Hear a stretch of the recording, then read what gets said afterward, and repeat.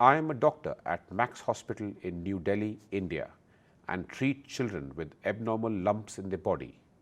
One of my patients is a 4-year-old boy called Shaurya. Shaurya is an only child and lives in New Delhi.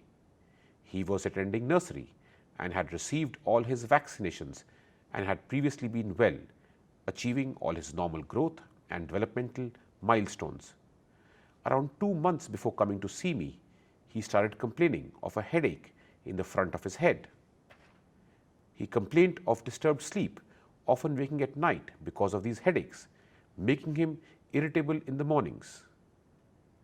Initial assessment by his pediatrician included a normal neurological examination and did not reveal any clues. Suggestions to improve his sleep habits were given alongside a prescription of paracetamol.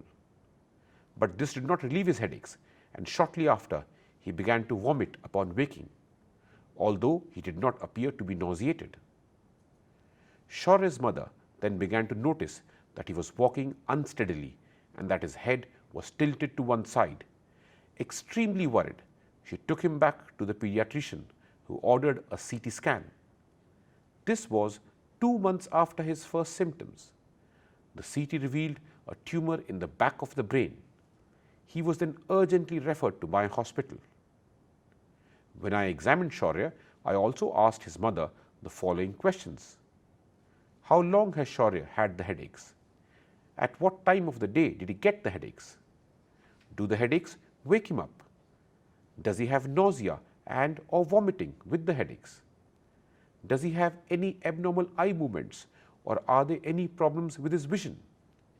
Is he increasingly weak and clumsy? Has there been a change in his behavior and activity levels at home or at his nursery? Has he had any abnormal movements, fits, or unresponsive episodes? During the examination, I found Shaurya to be lethargic but aware of his surroundings. His head was tilted to one side and his coordination was abnormal. His vision was unaffected, but the examination of the back of the eye revealed that the pressure in his brain was higher than normal. He had an MRI brain scan under sedation, which confirmed the location and size of the tumor, as well as the increased pressure in the brain.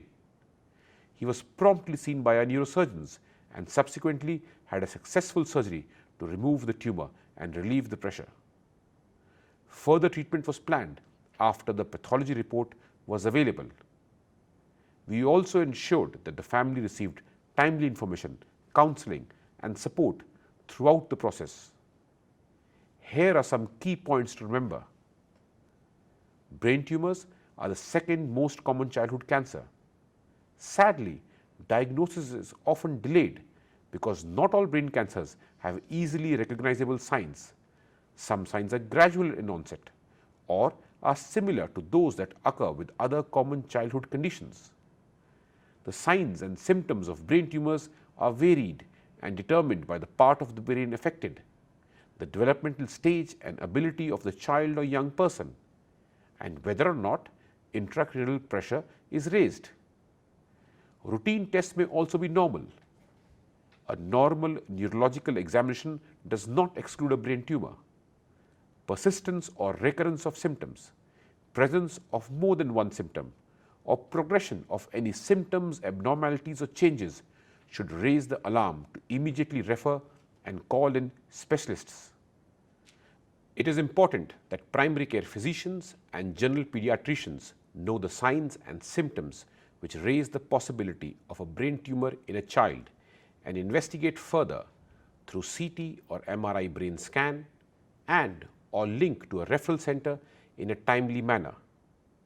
Remember, early detection of a brain tumor and timely treatment gives the child a greater chance of survival.